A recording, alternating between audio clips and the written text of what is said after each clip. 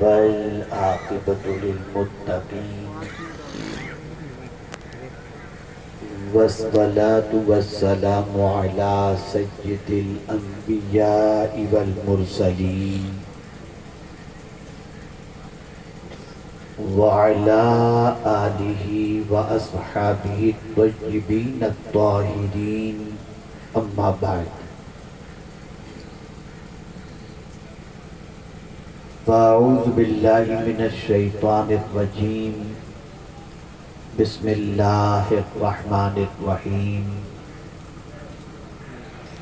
إذ حضر يعقوب الموت إذ قال لبنيه ما تعبدون من بعدي قالوا نعبد إلهك وإله آبائك إبراهيم وإسماعيل وإسحاق إلها واحدا ونحن له مسلمون صدق الله العظيم. قابل قدر علماء ذوی الاحترام بالخصوص محب گرامی حضرت مولانا سید امین القادری صاحب، حاضرین و ناظرین، السلام علیکم ورحمۃ اللہ وبرکاتہ. جس آیے کریمہ کی تلاوت کا میں نے شرف حاصل کیا، اس سے متعلق کچھ معروضات پیش کرنے سے پہلے آقائے کریم رؤوف الرحیم علیہ التحیۃ والتسلیم کی بارگاہ بے کس پناہ میں جس طریقے سے میں پڑھاؤں عقیدت و محبت میں ڈوب کر اسی طریقے سے درود و سلام کا نذرانہ پیش کریں. الصلاۃ والسلام علیک یا رسول اللہ، الصلاة والسلام علیک یا رسول اللہ، الصلاۃ والسلام علیک یا حبیب اللہ، الصلاة والسلام علیک یا حبیب اللہ، الصلاۃ والسلام علیک یا نبی اللہ، الصلاة والسلام علیک یا الصلاۃ والسلام علیک یا نور اللہ وعلی آلک واصحابک یا حبیب اللہ صلی اللہ تعالی علیہ وآلہ وسلم. صلی اللہ تعالی علیہ وآلہ وسلم. میرے پیارے آقا صلی اللہ تعالی علیہ وسلم کے پیارے دیوانوں، اس وقت امت مسلمہ جس امتحان کی وادی سے گزر رہی ہے، اس کا ادراک، اس کا احساس کم علموں کو کم، زیادہ علم والوں کو زیادہ ہے. ہم سے جو چیز لوٹی جا رہی ہے اور جو چیز ہماری زندگی سے چھینی جا رہی ہے اور لاشعوری طور پر مسلمان اپنی اس قیمتی چیز کو اپنی زندگی سے رخصت کرنے میں لگا ہے، اسے نہ اس کے بارے میں احساس ہے، نہ فکر ہے، اور نہ اس کے بارے میں وہ سوچتا ہے. میں آپ کو سمجھاؤں گا تو بات اچھی طرح سمجھ میں آ جائے گی. اور امام حسین رضی اللہ تعالیٰ عنہ جو کربلا میں سب کچھ قربان کیے، اس کا مقصد بھی انشاءاللہ آپ کی سمجھ میں آ جائے گا. میں ایک سوال آپ سے پوچھتا ہوں، آپ ٹرین میں سفر کرتے ہیں، آپ کی جیب میں اگر 10 روپیہ ہے اور آپ ٹرین میں سفر کرتے ہیں تو آپ کیسے بھی کروٹ بدل کے سو جائیں گے، آپ کو کوئی فکر نہیں ہوگی. اور بیگ کے اندر بھی اگر آپ کے 10 20 25 روپے پڑے ہیں تو بیگ کی بھی آپ کو فکر نہیں ہوگی، سو جائیں گے آرام سے. لیکن اگر آپ کی جیب میں یا آپ کے بیگ کے اندر 5 لاکھ روپے موجود ہوں تو جب آپ ٹرین میں کروٹ لیں گے نا تو بار بار ہاتھ لگائیں گے، پیسہ تو ہے نا۔ آپ بیگ کو چیک کریں گے، جس بیگ کے اندر پیسہ ہے، پیسہ تو ہے نا، کوئی اٹھا کے تو نہیں لے گیا۔ بلکہ تھوڑا سا آگے بڑھ کر کے عرض کروں تو غلط نہ ہوگا کہ آپ اطمینان سے سو بھی نہیں پائیں گے۔ مجھے جواب دیجئے، میں آپ کی ذہنی سطح کو سامنے رکھتے ہوئے بات کر رہا ہوں تاکہ آپ سمجھ سکیں۔ مجھے یہ بتائیے، 5 لاکھ روپے لے کر کے آپ سفر کر رہے ہوں، آپ کو چین کی نیند آئے گی؟ جواب دیجئے نا۔ آپ کو فکر یہی تو ہوگی کوئی لوٹ نہ لے، کوئی بیگ چوری نہ کر لے، کوئی جیب کاٹ نہ لے۔ لیکن اگر آپ کی جیب میں 20 25 50 روپے ہوں تو آپ کو کوئی فکر نہیں ہوگا۔ ہمارا حال ایمان کے سلسلے میں وہی ہو چکا کہ ہم نے ایمان کو 20 25 روپے کی اہمیت دی، اس لیے بالکل بے خوف سو رہے ہیں، احساس ہی نہیں کہ دنیا ہماری زندگی سے ایمان چھیننے کی کوشش کر رہی ہے۔ لیکن امام حسین جانتے تھے کہ میرے نانا کی امت اس ایمان کی قدر کو نہیں جانے گی، میرے نانا کی امت دین کی اہمیت کو نہیں سمجھے گی، میرے نانا کی امت گناہوں کے دلدل میں ڈوب جائے گی، میرے نانا کی امت کے دل و دماغ کے اندر ایمان کی قدر و قیمت گھٹ جائے گی۔ تو پھر امام حسین نے اس ایمان کی قدر و قیمت اور اسلام کی قدر و قیمت بچانے کے لیے اپنا سب کچھ لٹا دیا، تاکہ جب بھی ان کی یاد کی محفل سجائی جائے تو انسان کا ایمان اس کے سینے کے اندر روشنی کی طرح جگمگانے لگ جائے۔ میرے پیارے آقا صلی اللہ تعالی علیہ وسلم کے پیارے دیوانوں، کربلا میں امام حسین اپنے دین پر عمل کا جہاں تک مسئلہ ہے، تو میں اکثر کہا کرتا ہوں، دنیا میں لوگوں کو ڈگری امتحان کے بعد ملتی ہے، امتحان سے پہلے کسی کو ڈگری نہیں ملا کرتی۔ پہلے امتحان دو، نتیجہ آئے گا، پھر آپ کو ڈگری ملے گی کہ پاس ہوئی یا فیل۔ اے امام حسین، آپ کی عظمتوں پر قربان، امتحان ہو رہا ہے 56 سال کے بعد اور ڈگری مل رہی ہے ولادت کے ساتھ، کہ حضور صلی اللہ علیہ وسلم نے بچپنے ہی میں کہہ دیا حضرت امام حسن مجتبی کے بارے میں اور امام حسین کے بارے میں کہ یہ سیدہ شباب اہل الجنہ، یہ نوجوانان جنت کے سردار ہیں۔ میں ایک سوال اور آپ سے پوچھتا چلوں کہ جب وہ نوجوانان جنت کے سردار ڈکلیئر کر دیے گئے تو ان کو جان لٹانے کی ضرورت کیا تھی؟ بچے قربان کرنے کی ضرورت کیا تھی؟ کیا وجہ تھی کہ اپنا سب کچھ قربان کر دیا انہوں نے؟ وجہ سب سے بڑی یہ تھی کہ آنکھ جب سے کھولی تھی امام حسین نے، ہمیشہ اپنے نانا جان کو ایک ہی فکر میں دیکھا تھا، میری امت، میری امت، میری امت۔ جب اپنے نانا جان کی زندگی میں فکر امت دیکھا انہوں نے، تو انہوں نے بھی یہ سوچا کہ نانا کی امت اسلام پر قائم رہے، اگر ان تک اسلام میری جان دے کر کے بھی پہنچتا ہو تو میں اپنی جان قربان کر کے بھی میرے نانا کی امت کے اسلام کو بچا لوں۔ لیکن کتنے تعجب کی بات ہے کہ ایک باپ اپنے بیٹے کو تو نصیحت کرتا ہے، بیٹے بڑی مشکل سے مکان بنایا ہے، اسے برباد مت کرنا، دکان بنائی ہے برباد مت کرنا، پیسہ کمایا ہے برباد مت کرنا، لیکن کوئی اپنی اولاد سے یہ کہنے کے لیے تیار نہیں ہے بیٹا اسلام ہی پر قائم رہنا اور اسلام ہی پر مرنا۔ یہ پیغام کربلا سے امام حسین اپنے نانا کی ساری امت کو پیش کر رہے ہیں کہ دیکھو، رسول اعظم صلی اللہ تعالی علیہ وسلم کو سب سے زیادہ فکر اس بات کی تھی کہ ہم اسلام پر زندہ رہیں اور اسلام ہی پر اس دنیا سے جائیں، تاکہ ہماری دنیا بھی بہتر بن جائے اور ہماری آخرت بھی بہتر بن جائے۔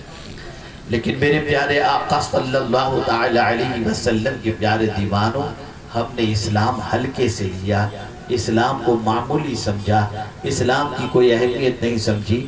آپ ذرا سوچیں اور اندازہ لگائیں، قرآن کہتا ہے یا ایھا الذین آمنوا اتقوا اللہ حق تقاتہ ولا تموتن الا وانتم مسلمون، اے ایمان والو اللہ سے ڈرو جیسا کہ اس سے ڈرنے کا حق ہے، لیکن نہ مرنا مگر اس حال میں کہ تم مسلمان رہو، اسلام پر زندہ رہو، اسلام پر مرو۔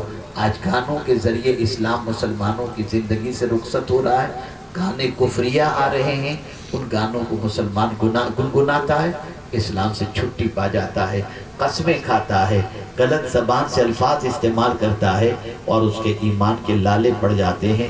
جو قوم کلمہ پڑھنے کے باوجود ایمان کے بارے میں کوئی واقفیت نہ رکھتی ہو، ایمان کسے کہتے ہیں وہ بھی نہ جانتی ہو، ایمان کے سلسلے میں کچھ کرنے کو تیار بھی نہ ہو، ایمان کے بارے میں قربانی دینے کے لیے تیار نہ ہو، اس قوم کو اللہ زمین پر عزت نہیں دیتا۔ ایک واقعہ میں آپ کی سماعتوں کے حوالے کروں تاکہ آپ محسوس کر سکیں کہ ایمان کتنی عظیم دولت ہے۔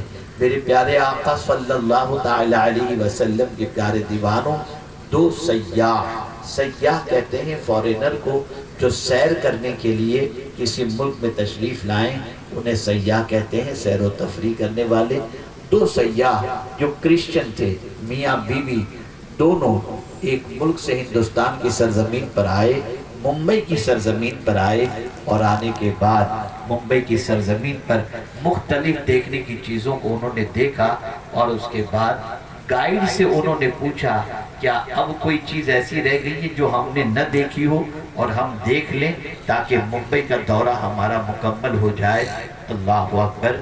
گائیڈ نے کہا ہاں، یہاں کی جھوپڑ پٹی بڑی مشہور ہے ممبئی کی، دھاراوی کی، وہ آپ نے نہیں دیکھی، وہ سلم ایریا آپ دیکھ لیں، وہ جھوپڑ پٹی آپ دیکھ لیں تو آپ کو پتہ چلے غریب انسان اپنی زندگی کو کیسے گزارتا ہے اور کیسے جیتا ہے۔ اللہ اکبر۔ میرے پیارے آقا صلی اللہ تعالی علیہ وسلم کے پیارے دیوانوں، لیکن میاں بیوی کے درمیان جب گائیڈ نے یہ بات رکھی تو شوہر نے پوچھا ذرا یہ تو بتاؤ صاف ستھرا ماحول ہے کہ نہیں؟ تو گائیڈ نے فوراً کہا نہیں، گلیوں سے بدبو آئے گی، گھروں سے بدبو آئے گی، نالیاں بہتی بھی نظر آئیں گی۔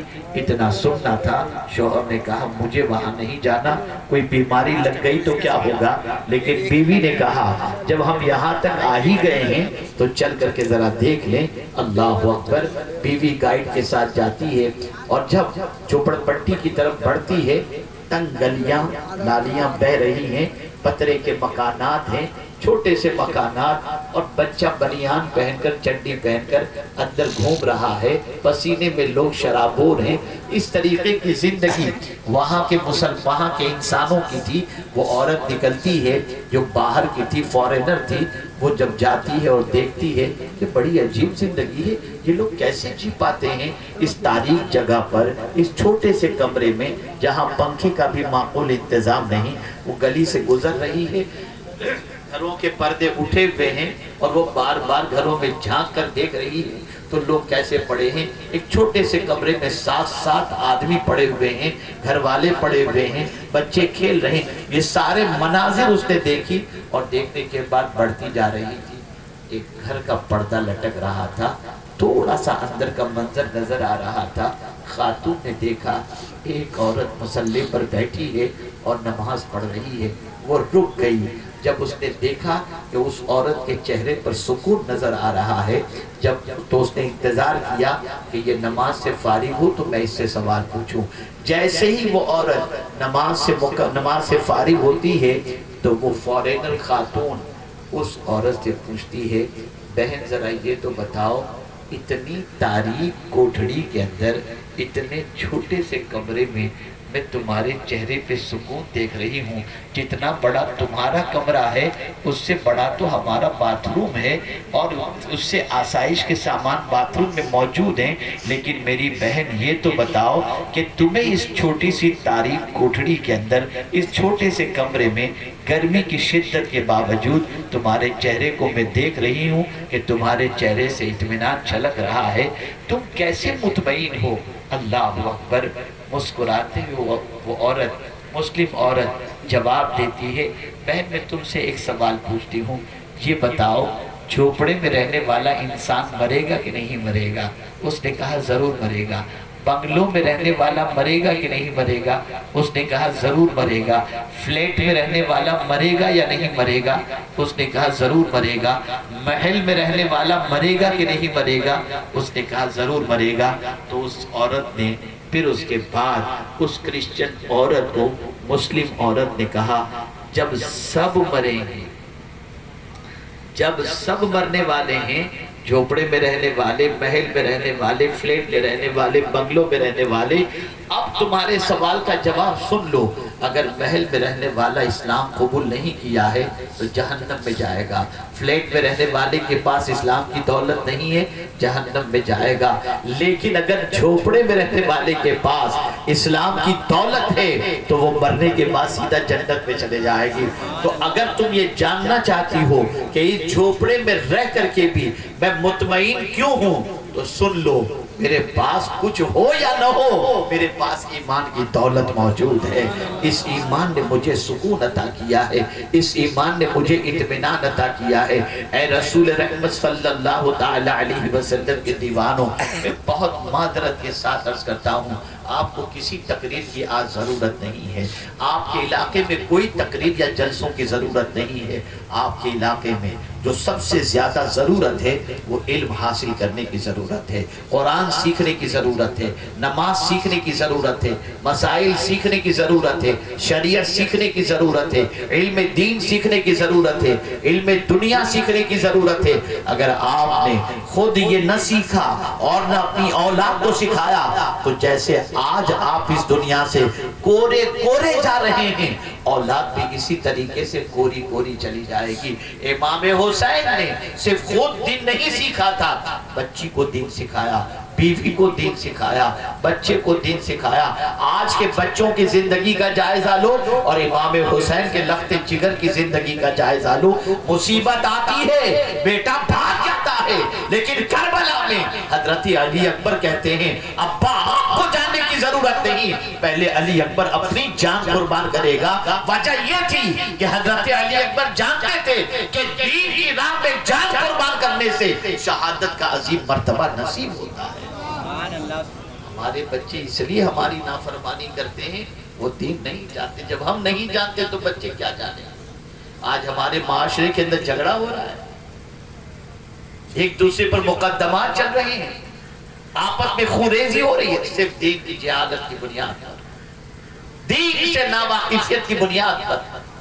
کبھی آپ نے سوچا، کبھی آپ نے غور کیا وہ رسول رحمت صلی اللہ تعالی علیہ وسلم جو دین پھیلانے کے لیے، جو دین کو غالب کرنے کے لیے تشریف لائے، انہوں نے اپنے امتیوں کو کیسا شیر و شکر کر دیا، کیسی محبت کے دھاگے کے اندر باندھ دیا.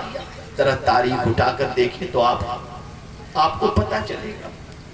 اے رسول اعظم صلی اللہ تعالی علیہ وسلم کے دیوانوں، دین سیکھو، ایمان کو سیکھو، قرآن کو سیکھو. اور ایک خاص بات میں عرض کر دوں، آخر کیا وجہ ہے جن جنگوں میں حضور شریک ہوئے ان جنگوں کے نام بھی لوگوں کو نہیں معلوم. جن جنگوں کے اندر صحابہ شہید ہوئے ان جنگوں کے نام بھی لوگوں کو نہیں معلوم، ان جنگوں کی تاریخ بھی نہیں معلوم. لیکن کربلا کی جنگ بچہ بچہ جانتا ہے، کربلا کی جنگ بچہ بچہ جانتا ہے. وجہ سب سے بڑی یہ ہے کہ سن لو، آقا کریم صلی اللہ علیہ وسلم اور صحابہ جن جنگوں کے اندر شریک ہوئے اس میں سامنے کھلے ہوئے کافر تھے. امام حسین کے مقابلے میں جو لوگ تھے وہ کلمہ بھی پڑھتے تھے، وہ نماز بھی پڑھتے تھے. آل رسول پر درود بھی پڑھتے تھے، سب کچھ کرتے تھے، پھر بھی امام حسین کے مقابلے کے لیے آئے تو اللہ قیامت تک کے لیے ایک مزاج اپنے بندوں کو دینا چاہتا ہے، اور وہ یہ ہے ہر نماز پڑھنے والے پر بھروسہ مت کرنا، ہر کلمہ پڑھنے والے پر بھروسہ مت کرنا۔ ذرا کربلا کا منظر تو تم دیکھو، نبی کی آل پر درود بھی پڑھتے ہیں اور نبی کے آل کو قتل کرنے پر بھی آمادہ ہو رہے ہیں۔ پتہ چلا ہر کلمہ پڑھنے والے پر بھروسہ نہیں کیا جائے گا، اگر بھروسہ کیا جائے گا تو یہ دیکھا جائے گا اس کا سینہ محبت رسول سے لبریز ہے یا نہیں ہے، اس کا سینہ اہل بیت کی محبت سے لبریز ہے یا نہیں ہے، اس کا سینہ صحابہ کی محبت سے لبریز ہے یا نہیں ہے۔ اگر نہیں تو کلمہ پڑھنے سے بھی کوئی کسی کے اوپر اعتبار نہیں کیا جاتا۔ ہم سمجھ نہیں رہے، ہم بہت سخت امتحان ہیں مسلمانوں، بہت سخت امتحان۔ آپ کو احساس نہیں، گوشت مچھلی کھا کر، اچھے کپڑے پہن کر عید کی نماز کو جا کر ہم نے سمجھ لیا کہ ہم بہت بڑے مسلمان ہیں۔ کیا جانتے ہو اسلام کے بارے میں؟ کیا جانتے ہو آپ؟ کیا کبھی سیکھنے کی کوشش کیا گیا؟ کبھی جاننے کی کوشش کیا گیا؟ اگر آج کوئی بچہ اپنی ماں کی نافرمانی کر رہا ہے اسلام نہ جاننے کی وجہ سے، اگر کوئی مرد اپنی بیوی کے ساتھ زیادتی کر رہا ہے اسلام نہ جاننے کی بنیاد پر، اگر کوئی عورت اپنے شوہر کے ساتھ بے وفائی کر رہی ہے اسلام نہ جاننے کی وجہ سے، اگر کوئی باپ اپنے بچے کو دین نہیں سکھا رہا اسلام نہ جاننے کی بنیاد پر۔ ہم کیا جانتے ہیں اسلام کے بارے میں؟ کھانا پینا، بس گوشت مچھلی کھاؤ، موج کرو، اس کے علاوہ کیا جانتے ہیں اسلام کے بارے میں؟ اور کبھی جلسہ ہو جائے تو ہو ہا دم پچھاڑ کر دیا، بس ختم۔ اس کے علاوہ کیا ہے؟ کیا سیکھا؟ کیا جانتے ہو اسلام کے بارے میں؟ کیا جانتے ہو اللہ کے رسول صلی اللہ علیہ وسلم کے بارے میں؟ کیا جانتے ہو قرآن کے بارے میں؟ ارے میاں جب قرآن پڑھنا ہی نہیں جانتے تو قرآن کے بارے میں کیا جانتے؟ کیا کبھی سیکھنے کی آپ نے کوشش کی؟ کیا کبھی آپ نے تگودو کی اس کے سلسلے میں؟ کیا کبھی قربانیاں دی آپ نے اس سلسلے میں؟ آج کا اگر نوجوان رات کی تاریکی میں گندی پکچریں دیکھ رہا ہے اسلام نہ جاننے کی بنیاد پر، اگر آج کا جوان آوارگی کی دہلیز پر قدم رکھ رہا ہے اسلام نہ جاننے کی بنیاد پر۔ بڑا اچھا دعویٰ ہے کہ ہم حسینی ہیں، زندگی پوری لاشعوری طور پر یزید کے طریقے پر گزر رہی ہو اور دعویٰ ہو رہا امام حسین کی محبت کا۔ یزید شرابی تھا، یزید زانی تھا، یزید بے نمازی تھا، یزید عیاش تھا، یزید اوباش تھا، حسین نمازی تھے، حسین گناہوں کو روکنے والے تھے، حسین قرآن کی تلاوت کرنے والے تھے۔ اب اے امام حسین کے نام پر آج کے اس پروگرام میں آنے والوں، میں تم سے سوال پوچھتا ہوں، ذرا کردار سے بتاؤ تو صحیح، کیا تمہاری زندگی میں حسین کا کردار نظر آ رہا ہے؟ پھر یہ جلسہ منعقد کرنے کی وجہ، اس جلسے میں آئے کیوں ہو تم؟ کیا مقصد ہے یہاں پر آنے کا؟ اگر مقصد صرف بھیڑ بڑھانا اور صرف مقصد شریک ہو جانا ہے تو ایسے آنے سے کوئی فائدہ نہیں۔ آؤ ضرور ان جلسوں میں آؤ۔ ان جلسوں کا مقصد یہ ہے تاکہ کردار حسین کو سنو اور سننے کے بعد ان کے نقش قدم پر چلنے کا حوصلہ اپنے اندر پیدا کرو۔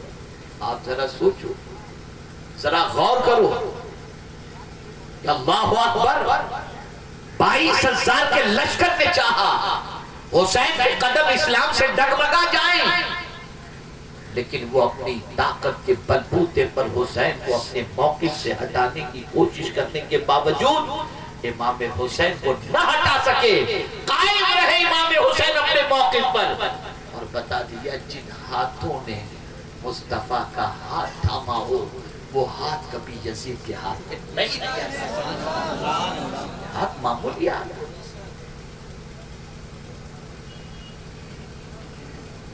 آج کہاں جا رہی ہے؟ یہ ہاتھ سے قیامت میں پوچھا جائے گا، یہ ہاتھ گواہی دیں گے قیامت۔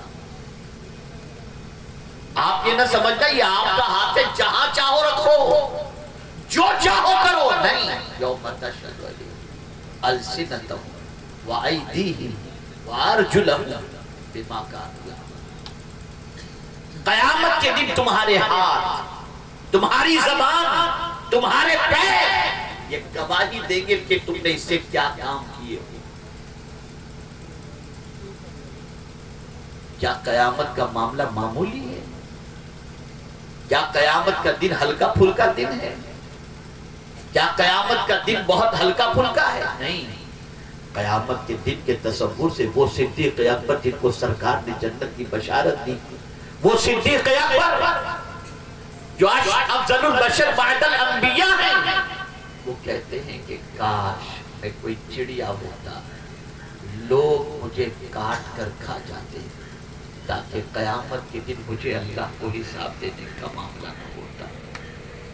اور آج کا مسلمان کچھ بھی کر رہا ہے، جو جی میں آ رہا ہے کر رہا ہے، جس طرح چاہتا ہے زندگی گزارتا ہے۔ میں تو اکثر کہا کرتا ہوں وہ قوم جو امام حسین کے 72 زخموں کی داستان سن کر اور سجدے میں سر کٹانے کا واقعہ سن کر کے بھی اگر سجدے کے لیے تیار نہ ہو، اسے کیا حسین کی داستان سنائی جائے؟ کیا کربلا کا واقعہ اسے سنایا جائے؟